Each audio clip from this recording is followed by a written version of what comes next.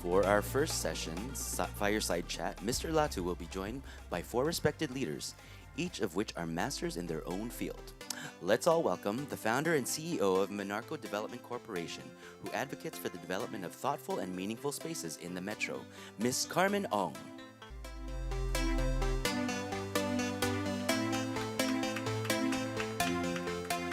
The founder of the Creative Economy Council of the Philippines, seeking to promote Philippine creative industries in international markets, Ogilvy Consulting Asia's president, Mr. Paolo Mercado.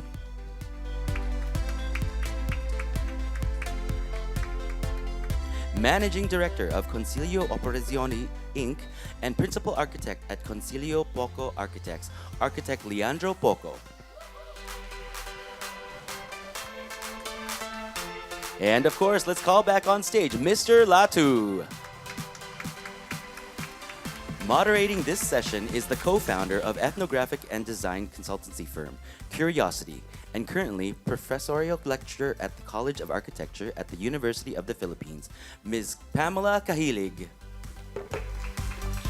Welcome everyone, and I'll turn the floor over to Pam.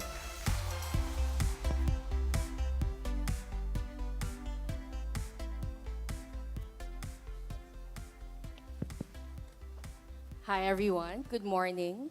It's great to be moderating this session for the third time in the row. So if there are people here who have been attending since 2021, hello and hello to all of you and hello to everyone who are newcomers to this event. So we have an amazing and stellar panel this morning. But of course, let's start with a few follow-up questions first with Mr. Lhatu, who really gave an inspiring talk and really outlining the pillars and domains that come with gross national happiness. And I also want to thank Mr. Lhatu and Bhutan personally, because as someone who teaches climate and does research in climate and disaster resilience, it's a topic that often brings a lot of anxiety and despair, especially now that we're living in climate extremes. And we know here in the Philippines, we've ranked #1 in the World Risk Index, partly because of our exposure to climate change. And whenever my students or my research participants feel despair, I always bring up Bhutan as an example. The window for action is increasingly closing, but you're showing that, even if there's not much time to act, we can act. And we don't have to be a big economy to be able to act. So thank you for that.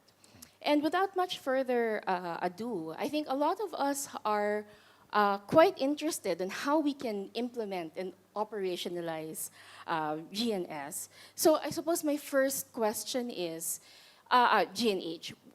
When we embrace GNH, when Bhutan embraced GNH as its kind of government philosophy, this, of course, bucks the trend because the wider community of nations still adopts GDP. So my question is, and Bhutan as part of the international community, does adopting GNH, gross national happiness, present any barriers for Bhutan to connect with the wider community? Thank you very much.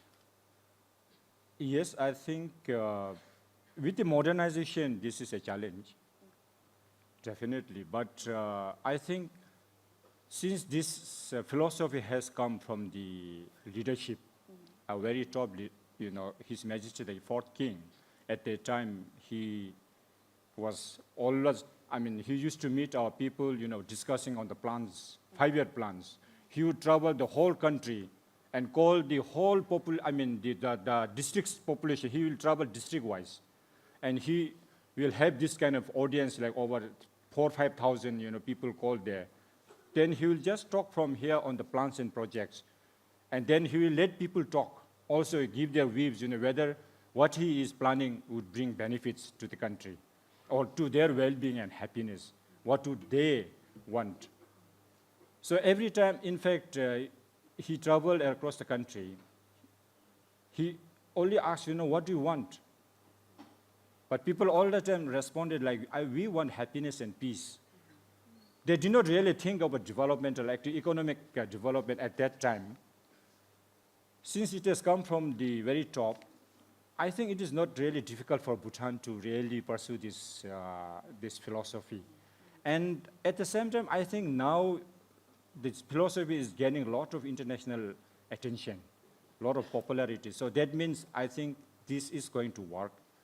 And even in Philippines, I think we can, as I said in my talk, it's just about the mindset. I think a very clear mindset that we should have to change, the system change. This is a new system probably for Philippines in case you wanted to adopt the gross national happiness philosophy. But not totally you would like to do this because it will not work in your context. You will have a different context. But then how to juggle between those things? So like time use I was talking about. So this will be a very important element about how you promote, you know, the employees' well-being that way, giving enough time, enough breaks. So these are some of the elements. I mean, I don't think it is really difficult to, you know, really change the system. So from somewhere, someone has to actually start. Some organizations, maybe some organization, you know, can really show this, and then maybe present in this kind of forum, and then, okay, we did this follow, and you know, how much productivity, how much we have gained, and all those things. If you come out with certain kind of a, you know, case studies, and I mean, done something that you have initiated, then probably this would work in other organizations. Then they'll tell, okay. So I think we can slowly, like, you know, adopt this way. One thing that I'm really taking away from just this conversation now and your presentation is the importance of leadership in making gross national happiness happen. And you've emphasized how it's bottom-up governance. And there's a lot of confidence when leaders really talk to the people, because it's evidence-based, and it's evidence that it's what the people want. And you have solid ground to develop policies from there and inform leadership visions from there. Now, gross national happiness requires deep systemic changes and turning away from, you know, the typical desire of just focusing on economic progress. So my next question is, from the time that the government started reforms in this direction, how much time till you saw impact? And in what were the earliest domains that showed impact? Good question, thank you. I think it was not difficult to really, you know, create this awareness of this philosophy in the country, but it depended upon how we applied the philosophy, because as I mentioned, there wasn't some tools at that time when His Majesty pronounced that gross national happiness is more important than gross domestic product. Through what kind of tools should we apply his philosophy? So this was like the 4 pillars in those 9 domains. And you know, after like 10 years of our, you know, basic developmental activities that have been started, then Bhutan tried to embark on a harmonized approach to development. From there, we kind of saw impacts. And the most important part is following this philosophy. Of course, it did not manifest, you know, I mean, it was not a very immediate kind of a result that you would gain. Definitely, it took some time to really, you know, take its momentum. But then, since, you know, happiness was always at the forefront of our leadership, we always like to really keep that in mind, you know, whenever we, you know, have the proposal for plans and projects and all these things. So he always issued a royal decree that, you know, happiness must be, will this project bring happiness? Will our 5-year plans bring happiness and well-being to the people? So that we have already made to study all our government bureaucrats. So that way it was not really difficult to implement. And then something very significant is the early goal is the environment conservation. So His Majesty, the 4th King, I think from the very early age, he felt that conservation is really important and the culture. So at the moment, we are very proud that, you know, we have our pristine environment. Our environment is so fresh, and this is something, if it was like we were concentrating on the GDP, then probably we could have cut down all the trees and sold out, and we became one of the richest countries in the world because we have, huge forests. We can do huge logging and then export. But then we do not want to do this at a cost. We wanted to also see, how we can pass down to the generations, or the next generations. We cannot be selfish, I think, in this approach. So that's why in Bhutan we don't have traffic jam, by the way.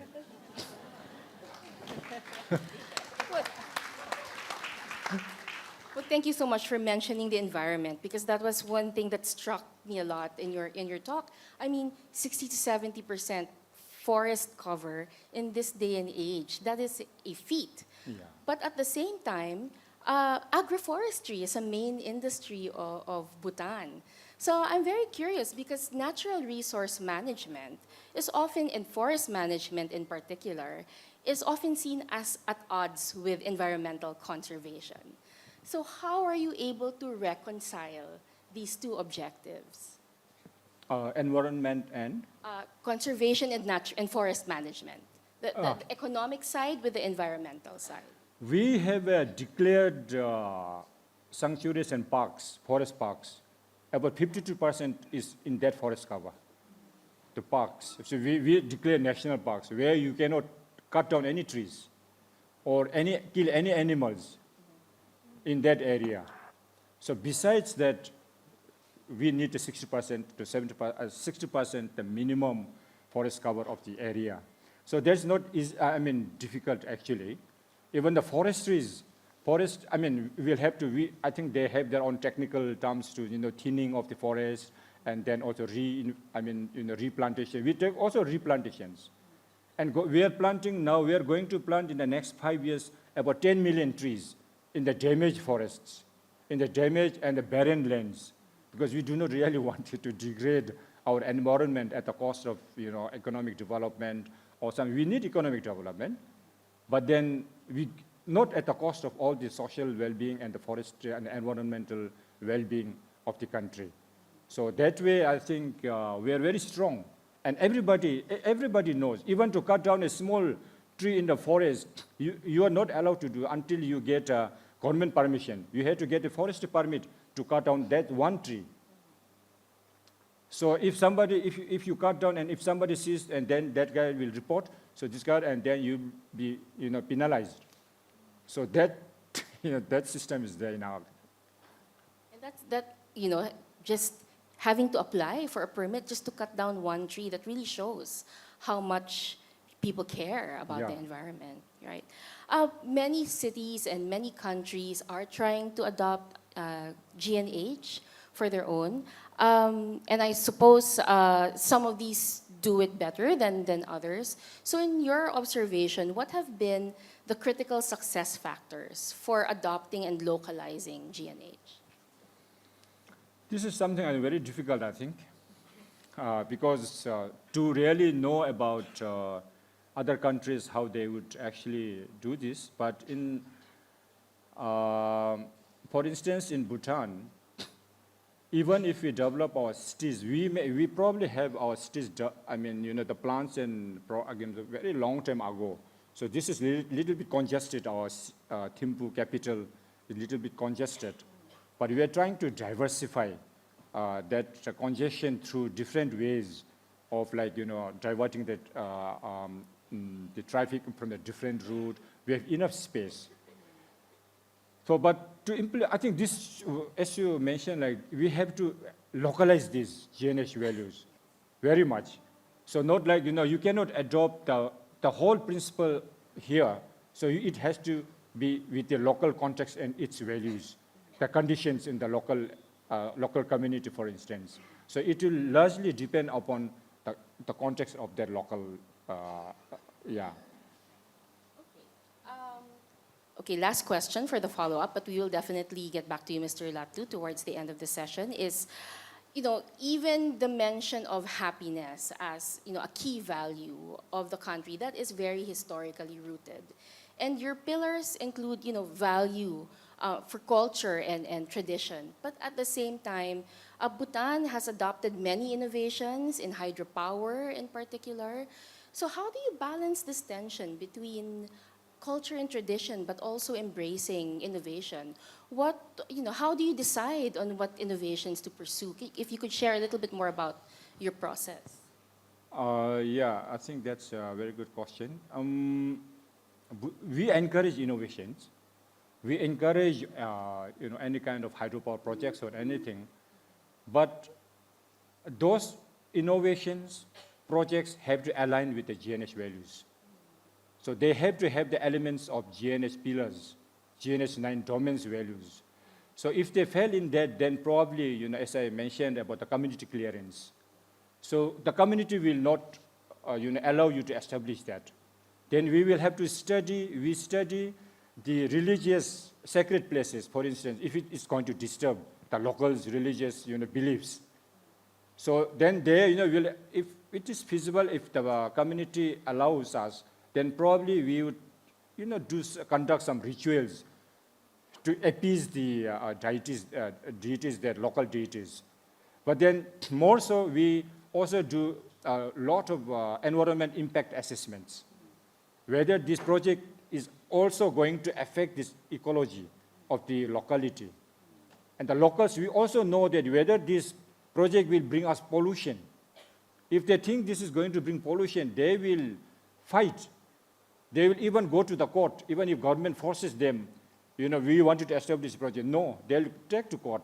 We don't want this project because this is going to affect our well-being, and this is not going to bring benefit. But of course, in terms of employment and opportunities, all those things, there will be there. But then not necessarily that, they really look into this kind of opportunities. So they really look into the long-term sustainable projects, and innovations have to come with the values of GNH, principles, and all those things. Then probably we will get through. But we are not like saying we don't want innovations or like anything to develop and all that. But we are very careful in our approach to development. Thank you very much for that. And as a social scientist, I really appreciate your emphasis on local knowledge and local beliefs. I think we can learn a lot from that example. And speaking of local knowledge and local beliefs, I'd like to turn to the rest of the panel, starting with Leanne and then Paolo and Carmen. Personally, what is your definition of well-being? And since we're at the design conference, what does design have to do with well-being? I think well-being has a lot to do with wholeness. Your sense of being complete and whole as a person, as a part of a community, and as part of a broader country, a nation state. And to me, when you talk about gross national happiness, what it really means is a sense of common good. And defining a sense of common good at multiple levels operates at different scales. That's why the mention of having local consultation is a vital thing, because you don't want a national leader saying, "Hey, everybody be happy." Okay, we're happy now. So it has to come from it has to come from the localities and the local populations to define what makes them happy. And I think it's vital. It's a great thing that that was emphasized during Mr. Lhatu's talk. The other bit that I also find important in understanding wholeness is how well you account for everything. And gross national happiness, part of what makes gross national happiness very challenging to implement is, unlike GDP, you just measure everything that gets out of the factories and that gets exported. Gross national happiness, you have to measure the soft stuff. You have to measure all the stuff that no one really accounts for. That's partly the reason why modern societies in the West are seeing a demographic decline and this social collapse also in values, because they've been focused so much on producing things, the hard intellectual work, but no one's been paying attention to the spiritual, the emotional, and the social work that unfortunately we Filipinos as a diaspora country, we're the ones taking care of that for them. We're the nurses, we're the doctors, we're the caregivers that manage everything else that they've forgotten to account for. And I think if we really seriously look at gross national happiness, we need to take a holistic accounting for what it really is that matters. Yeah. Thank you so much for that. What about Paolo? Yeah, first of all, I'd like to thank Mr. Lhatu again for it's a very inspirational sharing that you had. I do have three strong points that inspired me. One is the one on the commitment. It's not just that they currently have 70% forest cover, but there's a commitment to 60%. And I heard from one of the audience members, the Philippines is below 7% at this point, which is, okay, that's one. So, but commitment is key. The other one that I found very striking is in the pillars of the GNH policy, time, Time use. the sacredness of time. And in a country so dependent on BPOs, that is tremendous. The BPOs is the business process outsourcing. Awesome. It's a 24/7 industry. Wow. And it's contributing a lot to the economy, but it's also destroying the health and wellness of the Yes, people who serve that's it. true. So that was very, very striking. And the third one, which is very Buddhist and very deep, was happiness is knowing the difference between more and enough.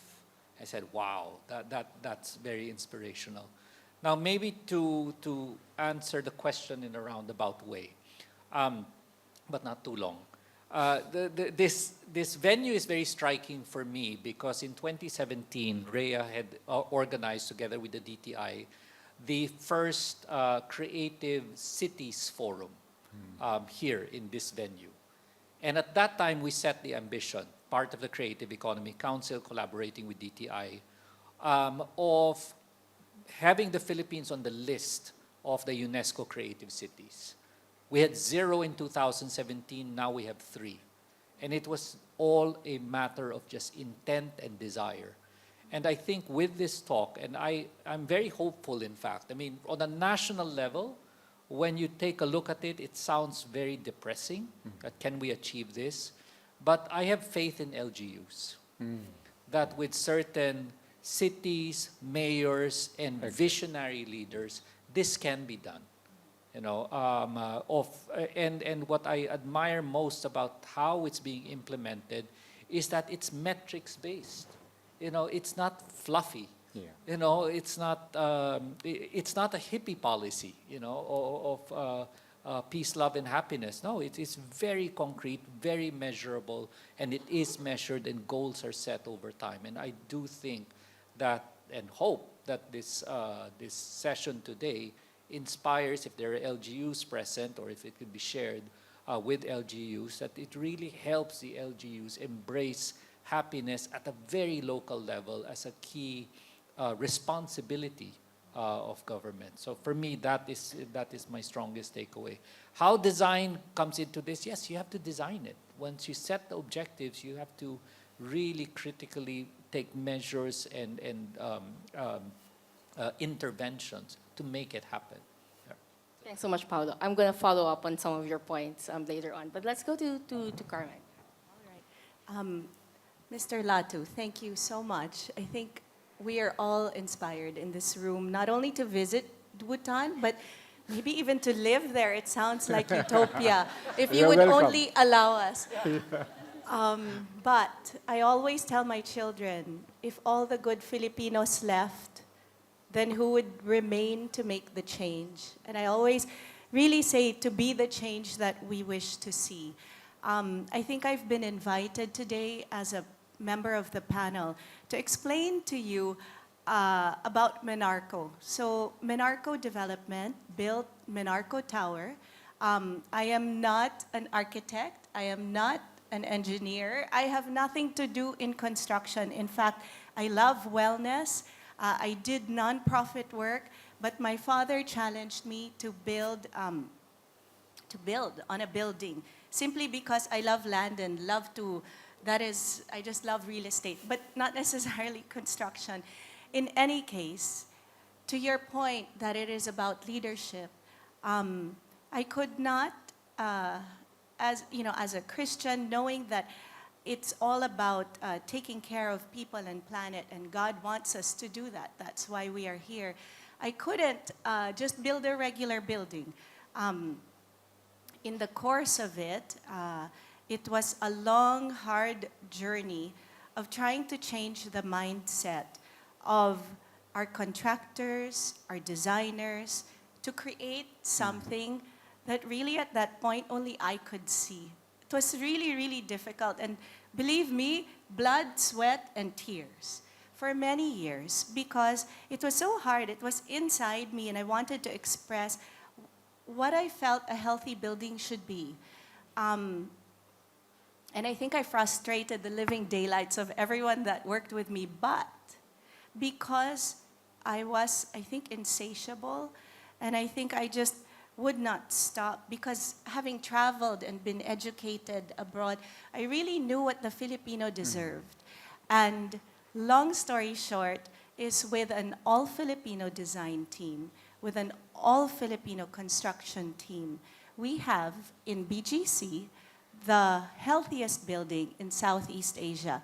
It is WELL Gold, it is LEED Gold, it is WELL Health Safety rated, recently Edge Zero Carbon, and also Immune Resilient.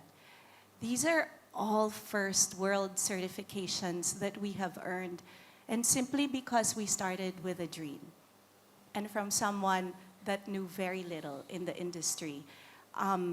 So I do agree that it is possible. I agree it is not only possible, but I would love to make a challenge here today and say, you know, in 5 years maybe, right, we will be able to say, maybe even BGC, I hope the mayor is here today, what do you think? You know, will be a happy place, or even Metro Manila at that. Happiness or wellness for me, it's very multifaceted, as was explained. There is a personal side to it. Physically, right, physical well-being, I think we all know to measure that. We all go to the doctor, we check our blood pressure. There's also mental, emotional well-being that we learned during the pandemic especially. There's intellectual well-being, I think, where we remain cognizant and conscious, try new things. There's also spiritual well-being, where I think we need to connect to a higher source, so we know that we are not the only ones that have to trek through this world, but there is really someone bigger than us to help us through. There's financial well-being. There's also social well-being. So there are many facets and to all of this, and I really thank you for sharing that. Lastly, what does it mean you said in my industry or in my line, whatever it is I'm doing? So in the development world, it's really about having empathy. I think that was the very beginning of Menarco and why we exist. Because we exist, so we build better, so people can breathe better, live better, work better, play better. And right now, you're breathing. I think we take about 6,000 breaths a day. And if you are not in a healthy space, we are all probably breathing 3% of each other's, whatever the other person breathed out, right? We have seen so much productivity that comes with a healthy space. And basically what that means is we have sunshine without the heat. We have ventilated or fresh air that comes in. It is ventilated because we spend 90% of our time indoors. And while we always, in the Philippines, we're always talking about outdoor air pollution, the indoor air pollution is actually what's causing everybody to be sick. So there is a whole, we can talk all day about that, but I think that's a little bit. I just want to whet your appetite that healthy spaces are possible. Demand for them in your city or in your workplace. If you want to go see one, Menarco Tower is open. We do visits. So there, thank you. Thank you so much, Carmen, for operationalizing, right, what healthy building means. And I think that's really appreciated by the audience. And I work with both architects and doctors and health professionals, so I know what an interdisciplinary challenge that must have been, right? And I appreciate, I think everyone here echoed Mr. Lhatu's points on the need to be holistic. And so speaking of being holistic and talking about design as being holistic practice, I want to turn to Paolo. What is the value of thinking of design in a holistic sense, in a broad sense? Because we usually associate design with a product focus. But one of the things that I've always appreciated about the Design Center is the continuous emphasis that we need to think bigger than this, broader than this. We're talking about gross national happiness. We are talking about designing life now, not just products. And so why is that important? Why is the design lens important? Yes. So also for the record, I'm not a designer. So I'm here actually because I'm helping the Design Center and the DAC craft the National Design Policy. So the 5-year plan 2025 to 2030 and the role of design. One of the most critical elements is that, moving up the design ladder. So the design ladder was first formulated by the Danish Design Council, and it specified 4 levels. Level 1, no design. They were talking about private sector, but you could apply it to public sector. Design is not mentioned, it's not valued, etc. Level 2, design is form. Ambiance, magkano ba ang ambiance dyan? So what you pay for to create form, whether it's product or whether it's spaces. Number 3 is design as systems, so it's about processes, etc. Number 4 is design as strategy, but business strategy, how do you do it? Now, the Australian Design, not council, but another institute, actually added 2 levels. Level 5 is design as a catalyst for social change, and number 6 is design as culture, cultural value. And one of the key things that we have said is that if we're going to establish this roadmap, let's aspire to level 6. Yes, we still have a lot of groundwork to even move from level 1 to level 2 of putting design as a value in MMDA projects, for example, human-centric design, things like that. So while we still have that to resolve, we need to aspire to level 6, that design is culture. That design must be a cultural value. In fact, it was Architect Royal during our brainstorming who said that people talk about design should reflect Filipino culture, which is true, and it should. But let's be bolder. Let's also look at design as shaping the culture we want. And I do think that is what is really very inspiring about this talk. There are other 2 points that I'd like to make. One is also, which we're putting into the National Design Policy. Design must be a right and not a privilege. We are very capable of good to great design in the Philippines. We are. But it comes at a price. So I live in BGC. I go jogging. It's my favorite thing to do. Did you know that you can actually see the border of BGC despite there are no gates, in BGC? But there is a very clear border. Any guesses what that is? When you know that I'm not in BGC anymore. Oh, I'm in BGC. It's a very simple thing. Overhead electricity lines. You're in BGC when there's no pansitan of electricity. You're outside BGC when the pansitan is there. Now, it's funny, but it's not. Why should BGC be one of the only enclaves to benefit from a design like that? Because what it means is it's not just aesthetics, it's resiliency to storms. Yeah. Why do you get brownouts in blackouts in certain areas? Because the storms hit the cables. But the point is, design needs to be very, very inclusive for us. And the last point was really embracing design as culture. And that a shaper of culture is something that we're putting into the NDP as well. Thanks very much for that, Paolo. I work in the field of humanitarian architecture as well, and it's being able to bring good design to, for example, people who are affected by war and disaster, is one of the conversations that we're having. Dignity and aesthetic is deserved by everyone, not just because they're recipients of aid, but because, they're people. Design is a human right. Thank you for bringing that up. Simple things like sidewalks. Yeah. Yeah, I know. Why does BGC have it and other communities don't? Why? No, I won't. It will take too long. I want to turn now to Carmen because you mentioned, you were given the challenge to build Menarco Tower, and you said you have no construction background, but you have a background in a lot of other things like art and wellness.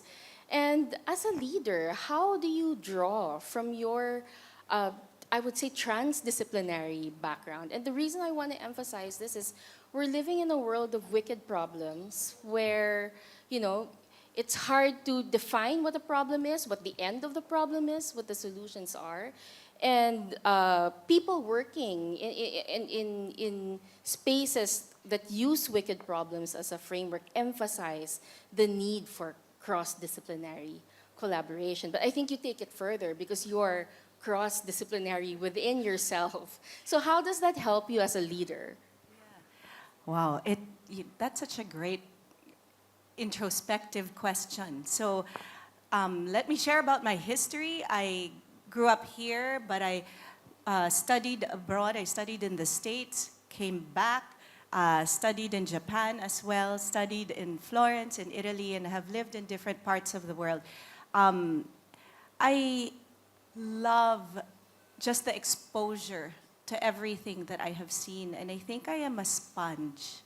I like to take and learn from different cultures and different people. When I'm walking even just anywhere, actually even in BGC, I'm always just looking around and really absorbing what is out there, because we can learn from even the littlest of things, even to the most beautiful of countries, probably like Bhutan, which I would love to visit. I want to share that again.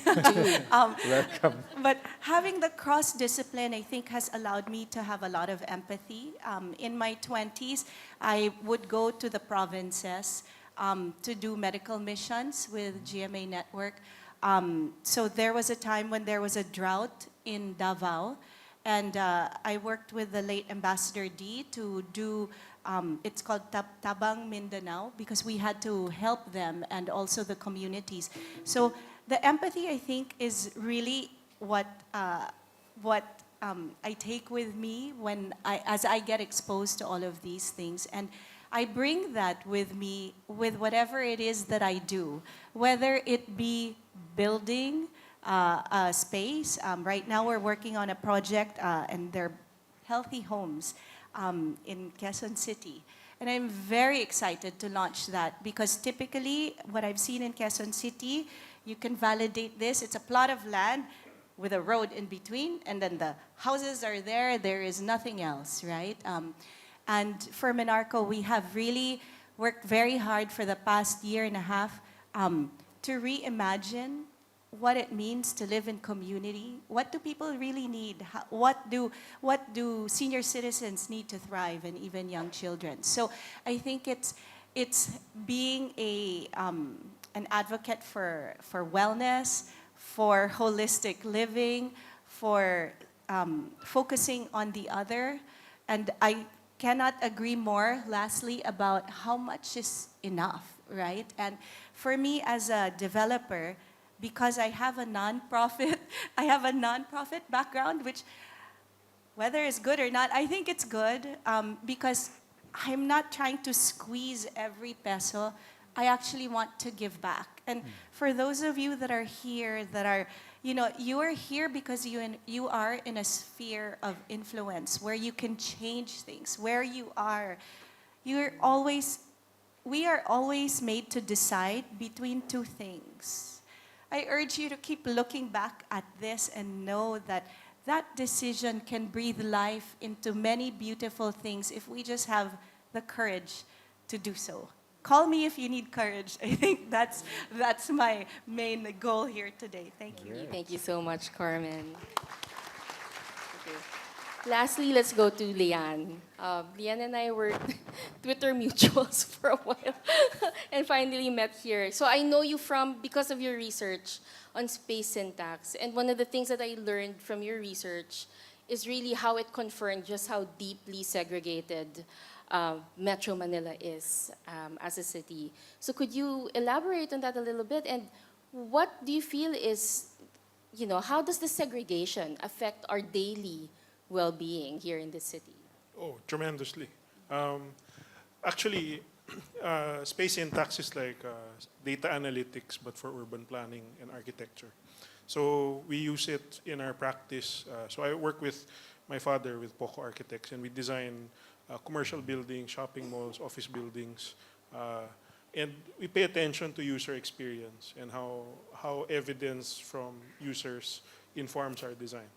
And then urban planning, for the urban planning component, we use spatial analytics because a lot of the new developments and subdivisions and estates are very prescriptive, and because they don't have a community of users yet, it's really just the vision of the architect and the developer saying, I want it to be like this, and let's make it work. So space syntax allows us to understand the lay of the land and the context and kind of use that to inform how to make these new estates a little bit more walkable, a little bit more livable, and a little bit better than what is status quo.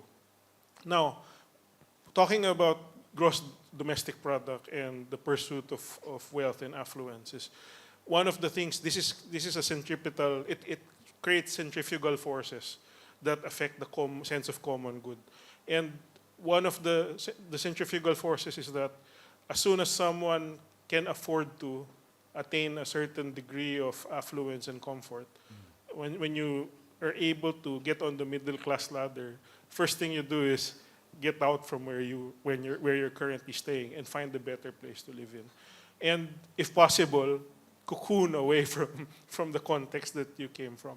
It's very alienating because what happens is you take yourself away from the social network that you were originally part of, and you implant yourself into a new community that is perceivably safer because there's a gate, there's a fence, and there's a guard.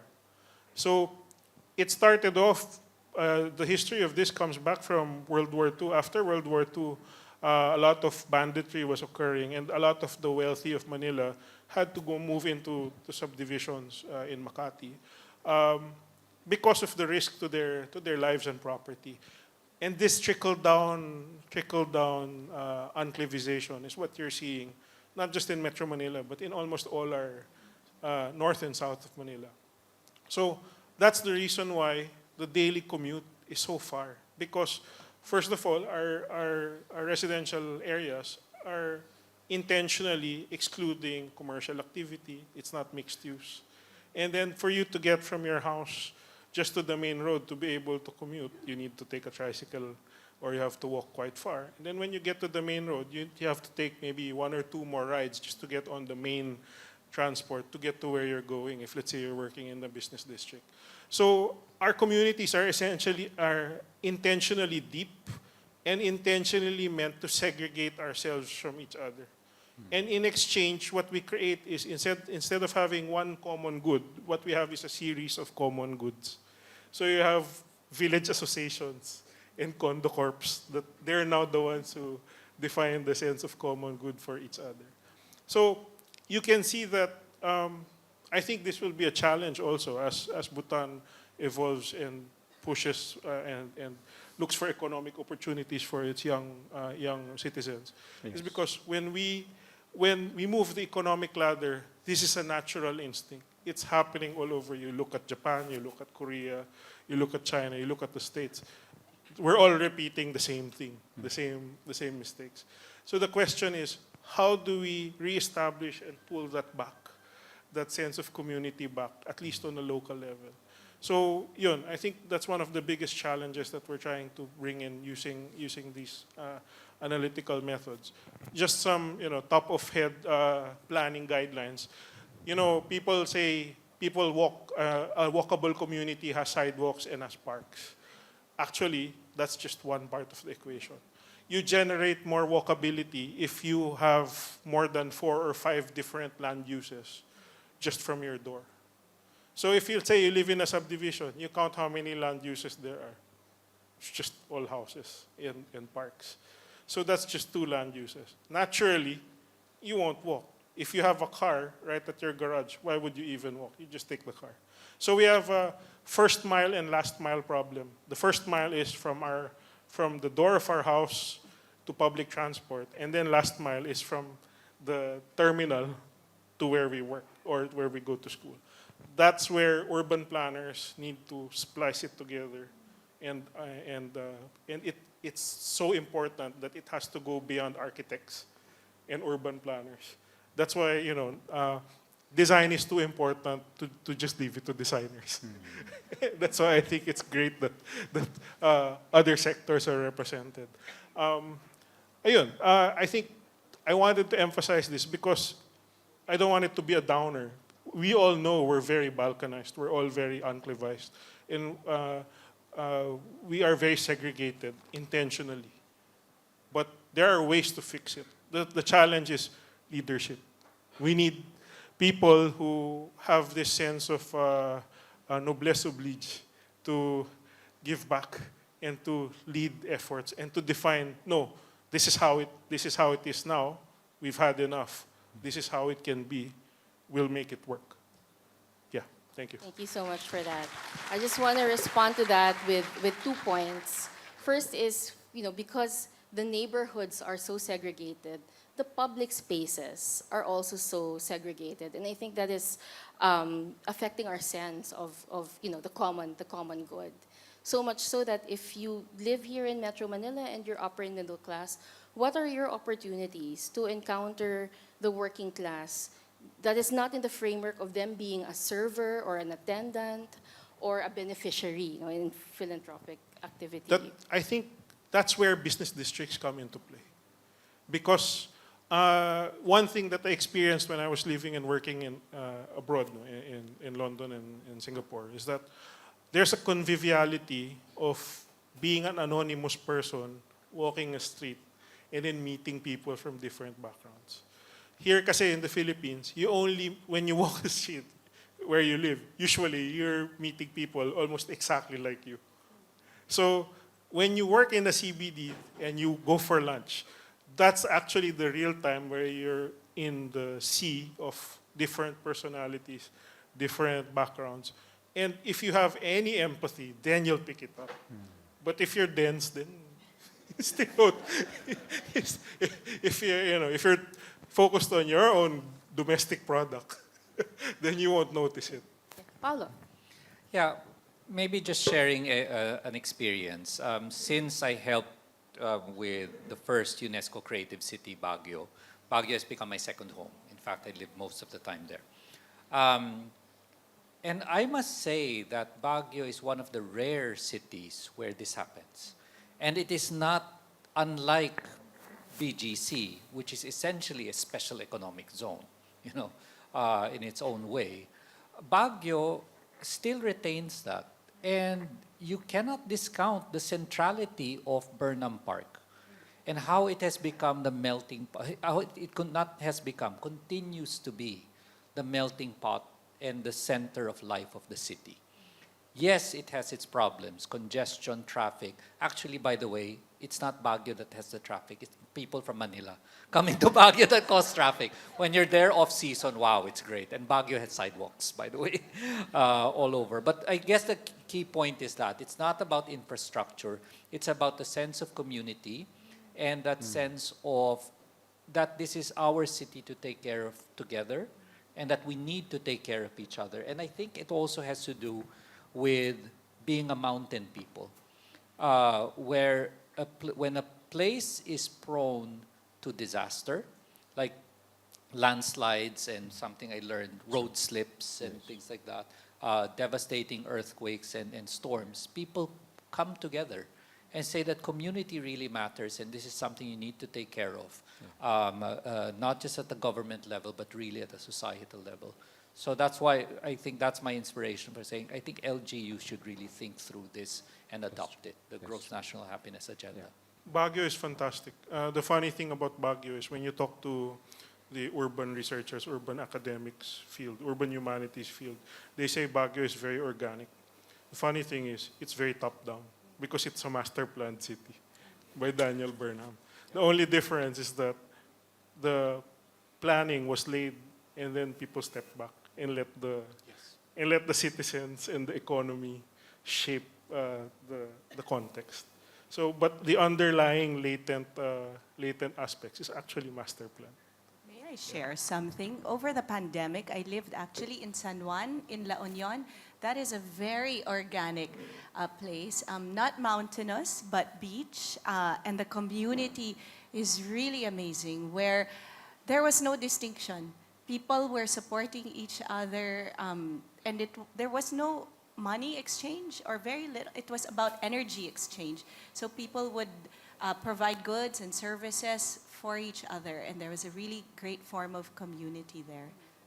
Thank you so much for that. And on the point of community, we really need these public spaces that build communities, because communities are the first line of defense when it comes to disaster, not the government. On average, it takes 24 to 72 hours for aid from the government to come through in the event of disaster. And this is not just the Philippines, this is across the board. Yep. So really, we need strong communities, strong unified communities. So thank you so much to our panel. I just really want to wrap up by highlighting some of the key points that I picked up from the discussion. Maybe just one or two. The first is the idea of ontological design. So ontology is the branch of philosophy that talks about what it means to be in this world. And when we say ontological design, what we mean is what we design designs us back. I think this was something that Paolo emphasized earlier. And it is desire around which we design. So if we are desiring things that are unsustainable for us, that is going to come back to us tenfold later on. But in contrast, when we design around happiness, when we design around socioeconomic well-being and the environment, as what Mr. Lhatu's talk said, that also comes back to us tenfold.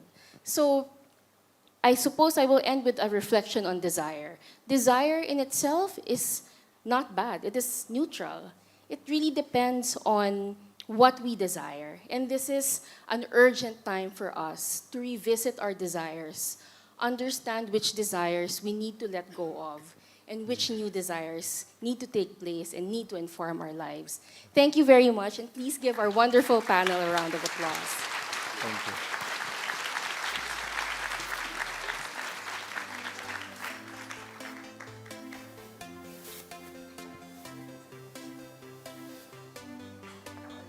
Okay, so I think a photo op is in order.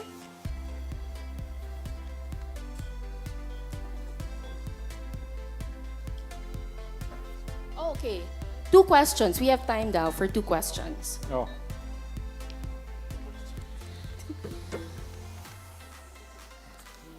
Oh, yeah, Beth. Thank you. Hear me? Yes, okay, great. So I would like to propose to the Parliament of Bhutan to make a very small change to the elements of gross national happiness. And that specifically in the area that has struck everyone so much, Time. which is time. time, yeah. Yes? And here's what I would like to see added. Play. I would like to see us measure how much time not only do we work and sleep, but how much time do we play. Because I think that will emphasize for all of us the necessity of joyfulness in our life and is a critical element in our ability to reimagine and create. Thank you. Thank you. Thank you, Beth. I think that's very relevant, of course. So we are always time conscious. We do not want, like we had yesterday, so you are not really for the time use, and you wanted to work long hours But for our time use, I think we try to really find work-life balance. So that includes, having sports, your leisure time, your family time, your, personal time to be taking some personal, works in the work life, in the workplace, so without having to take official leave. These are some of the things that we consider very important in promoting happiness of the employees in the office. So it's basically at its core, the GNH actually reflects deeply on the purpose of life and the society that, how we wanted to create the society.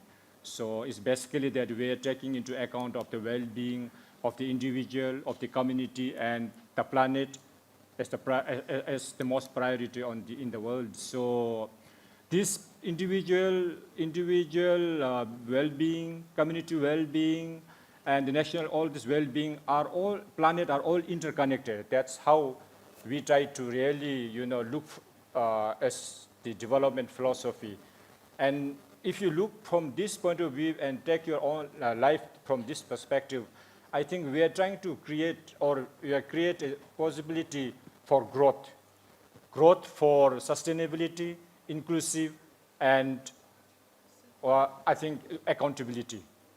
So these are some of the necessities in the gross national happiness approach to development, because everything is all interconnected. That's how we try to really emphasize when we frame our plans and projects, and also even when we have times the community vitality we talked about. So the importance of helping each other during disasters. In Bhutan, we come together in the society. If somebody dies in that society, all the households in that community will go and help. And return, and then also, they get this. And in our government system, we also grant 21 days bereavement, leave to attend the funeral of a, the relative. It takes like 21 days to conduct rituals after every 7 days. So we wanted that employee to stay back, give the best of, whatever attention that they wanted to give. These are some of the considerations that you could ever think of this. We give medical leave. We give paternity leave. These are all there. Maternity leave, all those things are there. But then the more unique is bereavement leave, where you can attend to all these activities. So these are some. What are your working hours in Bhutan? And Our something specific for all of us to know. Yeah, no, our working hours is 9 to 5, but with a 1 hour break from 1 to 2. But then it's like a very casual. Ours is very relaxed society. So we don't mind people eating for 2 hours. And then after 2 hours, they can have a tea break, then have a space to chat, and then talk about their work life atmosphere in the office. And we do not pressurize them to stay back over time. So it is up to, if they want to stay, they stay. But we emphasize that time use is important. The enough sleep is important for the next, your tomorrow's work. If you have to have the productivity in tomorrow, today's sleep is much important. So that's how you freshen up our mind and then get relaxation. So this is something that. Thank you for that. One more question, perhaps? Okay.